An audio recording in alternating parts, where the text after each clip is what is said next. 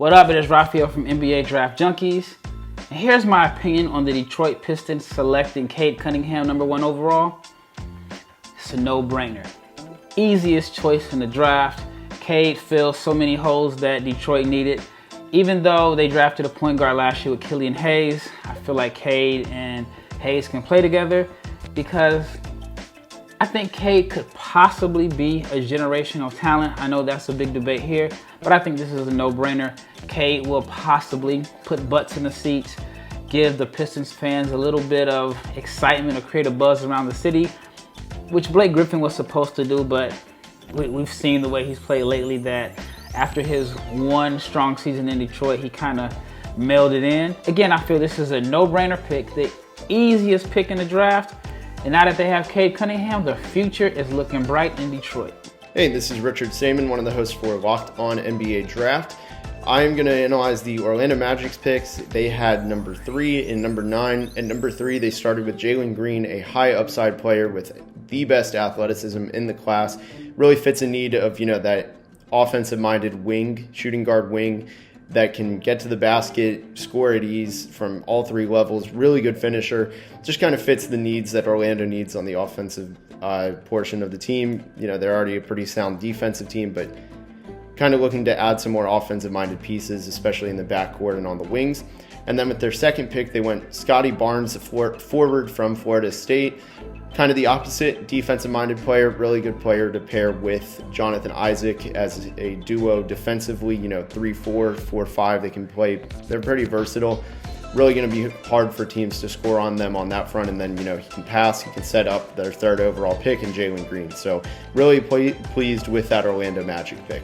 Hello, this is co-host Cody of the Locked On NBA Draft Podcast, a member of the Draft Dummies.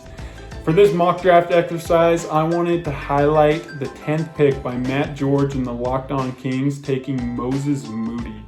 If you spent any time listening to the Draft Dummies, you know that we love wings. You can't draft enough of them. You can't take enough chances on NBA-sized wings.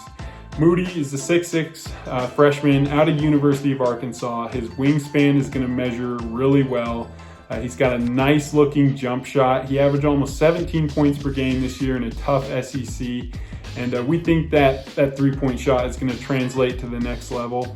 And while he's not the best athlete, he is good enough and he is really stellar defensively. He does a good job getting a wide base, uses his wingspan, his length, and his hands really well, disrupting the offense. At the minimum, I think you're getting a really solid 3-and-D player, but the thing with Moody is he has flashed some off-the-bounce ability. He showed many possessions at Arkansas that he can put the ball on the deck and create a mid-range jump shot for himself. I think the playmaking is going to come along with that. Again, if you got a guy with the physical tools that has some of that baseline skill, I think he's worth a shot. Moody, the freshman young kid out of Arkansas, is a great choice at number 10 for the Sacramento Kings. My name is Sam Ferris, and I'm one of the hosts of the Locked On NBA podcast. My favorite pick from this exercise was the San Antonio Spurs going with Josh Giddey at number 12 in the draft. No surprise to those of us that have followed the NBA that the Spurs, again, in this exercise would end up with, to me, the best international prospect in the class. So whether you view Josh Giddey as more of a playmaking wing or more of a primary ball handler at the next level, there's certainly no denying that he's 6'9", has elite feel, and is one of the best passers in the draft. On top of all of that, he is a triple-double threat on any given night. I personally am a guy that goes best player available over fit, especially at the top of the draft, especially in the lottery. So I personally have Josh Giddey at number 5 on my board. So I think the Spurs got fantastic value getting, again, Josh Giddey at number 12 in this exercise.